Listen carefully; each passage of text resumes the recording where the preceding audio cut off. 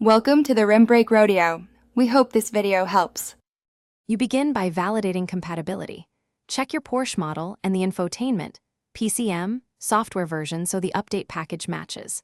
Once confirmed, plug a reliable 16 plus GB USB or SD card formatted FAT32 into your computer and download the official Porsche Maps/update file. Make sure your car battery is charged or connect a charger. You do not want power loss mid-flash. Once the files are copied, safely eject the drive. You're ready to move to the vehicle for installation. You insert the USB or SD into the Porsche port and power the car to accessory or run mode to maintain stable power. Next, open navigation settings and select software update or import. The system will detect the update package. Follow prompts, confirm installation, accept terms, and let the process run. The unit will copy and verify files, then restart several times.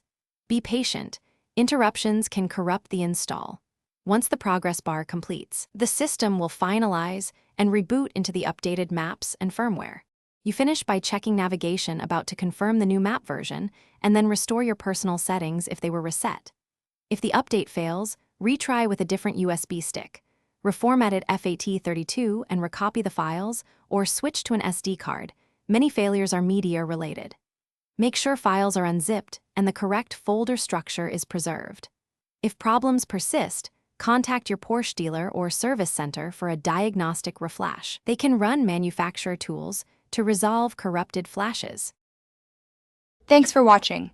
Consider subscribing if we helped you.